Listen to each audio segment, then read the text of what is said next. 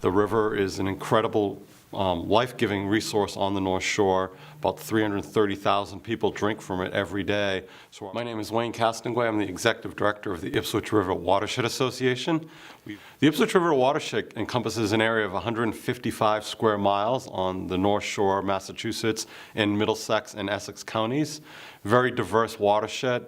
There are about 23 or parts of 23 communities in the watershed. It begins up in the area of Tewksbury and Burlington, right along Route 128, and then travels about 40 miles to the Great Marsh and discharging at the mouth in Ipswich River between Crane Beach and Plum Island. There are three large impacts of humans on the river that are significant, what we call anthropogenic impacts.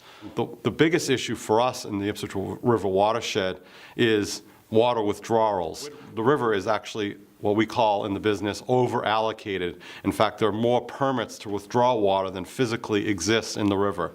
80% of the water is withdrawn from the watershed and exported south of the watershed to support our largest cities, Lynn, Beverly, Salem, Peabody, Danvers. All of those areas are more or less outside of the watershed, so that water permanently leaves forever, and then it's discharged through sewage treatment plants into Salem Harbor.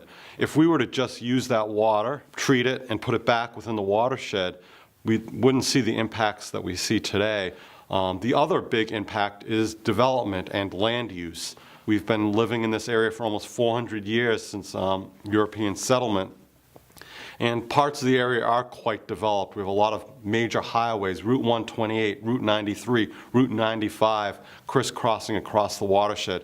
About 50% of the watershed is covered by development. Rainfall, which is the lifeblood of any watershed or any river, can't percolate into the ground naturally, so the water runs off quickly. And then the third big source of anthropogenic impacts I would classify as water pollution, largely as a result of stormwater runoff. We have very little industrial discharges. We have no sewage treatment plants in the freshwater portion so it's all what we call in the business non-point source pollution, which is essentially rainfall that hits developed areas, picks up pollution from human activities on that land, and then it's discharged right into the river through stormwater runoff or discharge into the ground in terms of contaminated groundwater, and that pollution does find its way into the river.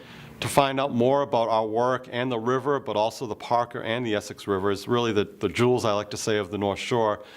Everything is available on our website. That website is www.ipswichriver.org, all one word. That website is a treasure trove of information on how you can get involved, how you can support the river, how you can learn about the river.